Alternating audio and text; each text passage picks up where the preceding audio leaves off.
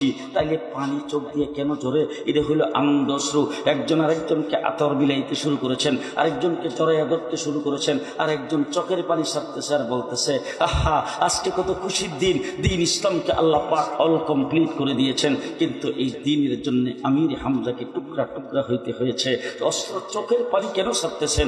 দিনের জন্য আমির হামজাকে টুকরা টুকরা হইতে হয়েছে। এই দিনের জন্য হযরত সুমাইয়াকে লজ্জাস্থানে তীর মাইরা আবু জাহেল হত্যা করেছেন। আরে এই দিনের জন্য হযরতে বেলালকে নির্যাতন ভোগ করতে হয়েছে। এই দিনের জন্য আবু বকর সিদ্দিককে পিটাইতে নাকের হাড়ি ভেঙে দেওয়া হয়েছে। 3 দিন পর্যন্ত বেহুশ হয়েছিলেন। এই দিনের জন্য আল্লাহর নবী মুহাম্মদুর রাসূলুল্লাহ সাল্লাল্লাহু আলাইহি ওয়াসাল্লাম তাইফের জমিনে পাথরের বৃষ্টির মতো আঘাত খেয়েছে। এই দিনের জন্য উহুদের লড়াইয়ে রাসূল তার নাম শহীদ করেছেন। এই দিনের জন্য সাহাবে আবু তালিবের ভিতরে রাসূল 4 বছর পর্যন্ত গাছের পাতা খায়া জীবন যাপন করেছেন। সেখানে রাসূল নির্যাতিত হয়েছেন, 13টা বছর পর্যন্ত নির্যাতন ভোগ করেছে। আজকে সেই দিন আনকমপ্লিট হয়েছে, সবাই তো খুব খুশি। কিন্তু আবু বকর সিদ্দিক বসে বসে চোখের পানি ছেড়ে চার কাঁদতেছে। সাহাবায়ে কেরাম জিজ্ঞেস করেছেন, আবু বকর আমরা তো সবাই খুশি, তুমি এইখানে বসে এইভাবে কাঁদতেছো, তোমার কান্নার হেতু বুঝতে পারলাম না, কি কারণ? আবু বকর সিদ্দিক বলে, শোনো, তোমরা যে কারণে খুশি আমিও কিন্তু সেই কারণে খুশি। তবে একটা কারণে আমার চোখ দিয়ে পানি আসছে, সেটা হলো এই দিনকে কমপ্লিট করার জন্যে আল্লাহ তাবারক ওয়া তাআলা আল্লাহর হাবিবকে দুনিয়াতে প্রেরণ করেছেন। এই দিন যখন কমপ্লিটের ঘোষণা আসছে, এর দ্বারা পত্র এসে গেছে রাসূল আর দুনিয়াতে থাকবেন না, আল্লাহর নবী আর দুনিয়াতে থাকবেন না, রাসূল দুনিয়া থেকে বিদায় হওয়ার সংকেত এসে গেছে।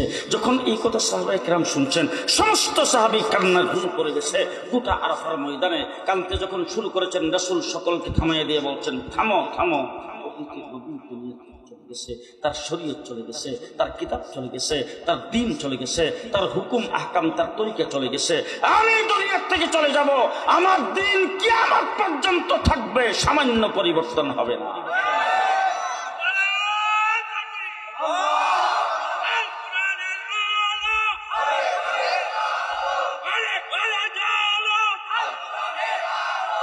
হয়েছে কোনো পরিবর্তন?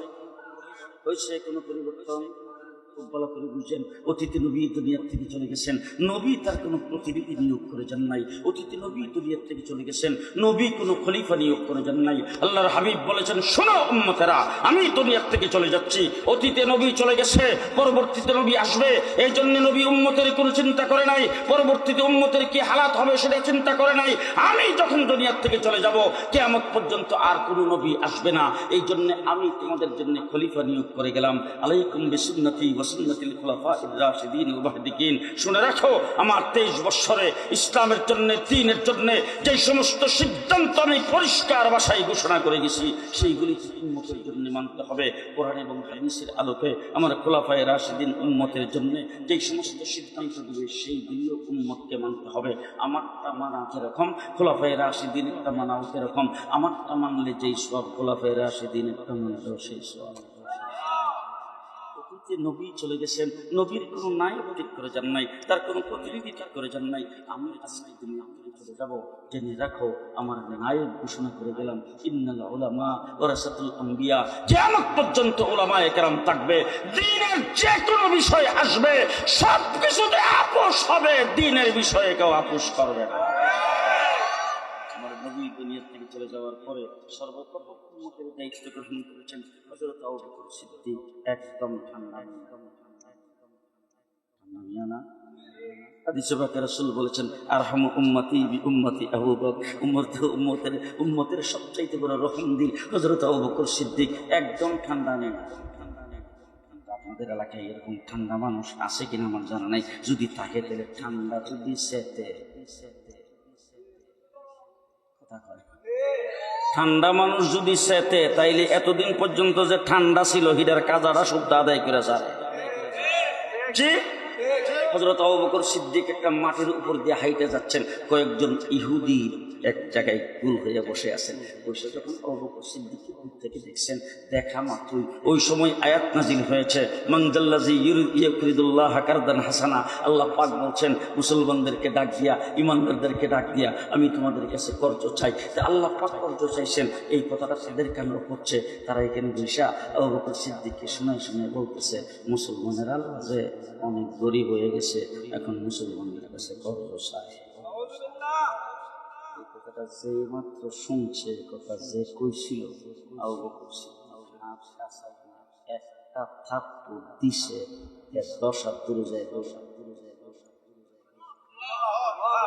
এতদিন যে কাউরে সর দেয় নাই, হিডার শক্তিরে সুদ্ধা বুঝলেন না?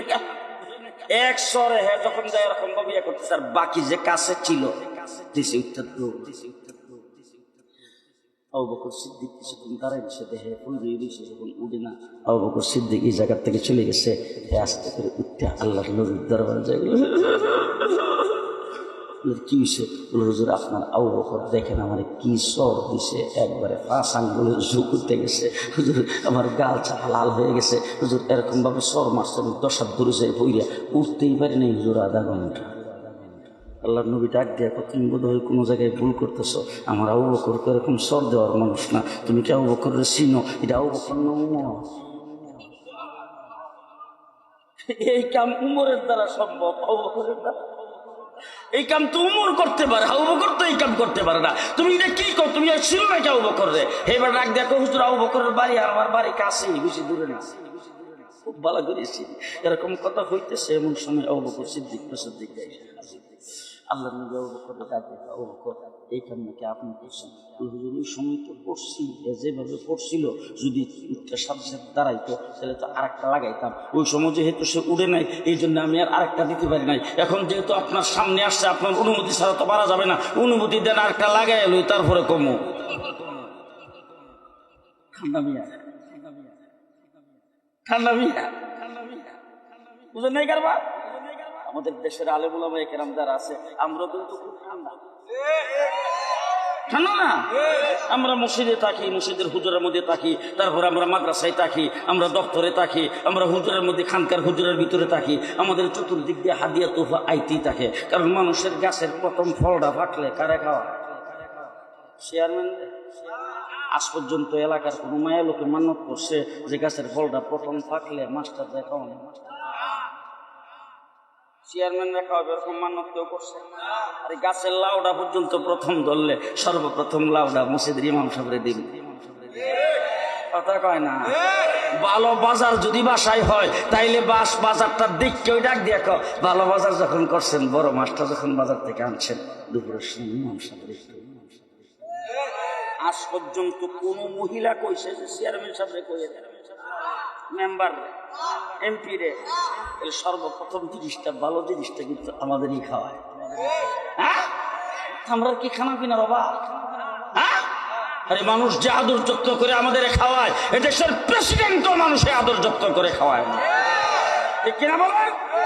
রুচি সম্মত খাবার দাওয়াতটা দিয়ে আগে জিজ্ঞেস করে হুজুর কি খাইবেন, মেনুটা দেন। তাহলে এরকম আরামে আমরা আসি। আমরা কিন্তু মসজিদ মাদ্রাসায় হুজুরের ভিতরে থাকতে খুব আরামদায়ক জায়গায় খুব আরামেই আমরা থাকি। আমরা ঠান্ডা, কিন্তু সাতলা চত্বরে কখন যাই যখন আল্লাহর ইজ্জতের রক্ষা। ইসলামের উপর যখন আক্রমণ আসে, মসজিদ মাদ্রাসার হুজরাত থেকে বের হইতে আমাদের সময় লাগে না আমরা রাস্তায় নামতে, ঠিক কিনা বলেন?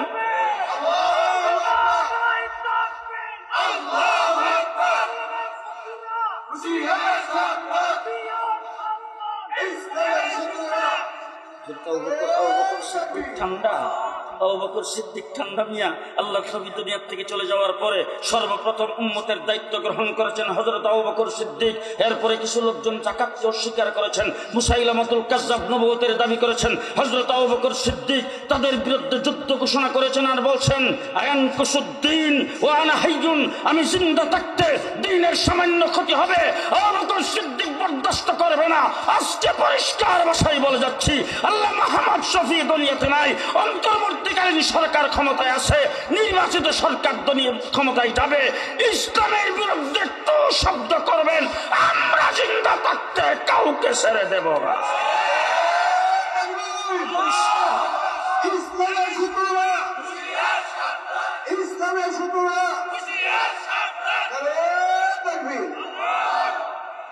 মুসলমান জেলখানার বাদ খেয়েছেন, কিন্তু তিনি সরকারের কাছে মাথা নত করে গেছেন। আমরা ইমামে আজম আবু হানিফা রাহমাতুল্লাহি আলাইহির বংশধর, আমরা ইমামে আজম আবু হানিফা রাহমাতুল্লাহি আলাইহির মাযহাব মানি। ইমামে আজম আবু হানিফাকে প্রস্তাব করেছেন তখনকার সরকার যে আপনি প্রধান বিচারপতি হবেন। ইমামে আজম বলছে না, সরকারের অধীনে চাকরিতে যাব না। সরকার বলছে যদি চাকরি না চান তাহলে জেলে থাকবেন। বলে জেলখানায় কবুল, কিন্তু চাকরি কবুল না। কথা বুঝেন নাই? হযরত ইমাম বুখারী রাহমাতুল্লাহি আলাইহি বাদশা বলছেন আমার ছেলেকে ঘরে আইসা পড়াইবেন, কারণ বাদশার ছেলে তো এরকম বালাখানা কোথায় পাবেন আপনি বসায় পড়াইতে, সুতরাং আমার বালাখানার ভিতরে আইসা পড়াইবেন। হযরত ইমাম বুখারী রাহমাতুল্লাহি আলাইহি বলছেন এলেম আইসা নিতে হয়, যাইয়া এলেম দেওয়া যায় না। এলেম আইসা নেওয়া লাগে, যাইয়া এলেম বিতরণ দেওয়া যায় না। এরপরে বাদশাহ বলছেন ঠিক আছে, আপনার দরবারে আমার ছেলে এলেম নেওয়ার জন্য যাবে, তবে সব ছাত্রদের সাথে গরিব গুরাবা যারা আপনার এখানে ভর্তি হয়েছে তাদের সাথে একসাথে আমার ছেলে বসবে না, কারণ বাদশার ছেলে তো, তাকে আলাদা বসায় তারপরে পড়াবেন। ইমাম বুখারী বলছেন কখনো না, সব যেই কাতারে বসছে আপনার ছেলেও সেই কাতারে বসতে হবে। বাদশাহ ইমাম বুখারীর বিরোধী হয়ে গেলেন, তার পায়ের নিচ থেকে মাটি সরাইয়া দিলেন। বাদশাহ ইমাম বুখারীর বিরোধী হয়ে গেলেন। তিনি রাতের অন্ধকারে শেষ রাত্রে তিনি বের হয়ে বুখারা থেকে চলে যাইতে হয়েছে। তিনি বুখারায় থাকতে পারেন নাই। রমজান মাসের শেষ তারিখ, পরের দিন ঈদ হবে, তিনি রাস্তা দিয়া তারপরে বুখারা থেকে বের হয়ে গেছেন। আল্লাহকে ডাক দিয়ে বলছেন আল্লাহ, জমিনের উপরে থাকাটা এখন বিপদ দেখতেছি, তুমি আমাকে জমিনের নিচে নিয়ে নাও। ঈদের দিন শেষ রাত্রে ইমাম বুখারীর ইন্তেকাল হয়েছে। বাতিলের সামনে কোনোদিন মাথা নত করে নাই। শেষ কথা আপনাদের সামনে বলবো, ও আমার ভাইরা, 13টা বছর পর্যন্ত জানি না কে কোথায় ছিলেন, 15টা বছর পর্যন্ত এদেশে যদি কেউ সবচেয়ে বেশি নির্যাতিত হয়ে থাকে, এদেশের খালি পুরনো নির্যাতিত হয়েছে। কোনো একটা মসজিদের ইমামের মেহরাব নিরাপদ ছিল না, কোনো একটা মসজিদের খতিবের মেম্বর নিরাপদ ছিল না, কোনো একটা ওয়াজ মাহফিলের স্টেজ নিরাপদ ছিল না, কোনো জায়গায় কিছুই নিরাপদ ছিল না। আপনাদের এই সিংহেরে, আপনাদের এই মানিকগঞ্জে বারবার এসেছি, সেখানে আসা স্টেজে উঠার সময় বলছি হুজুর একটু সাবধানে কথা বলুন।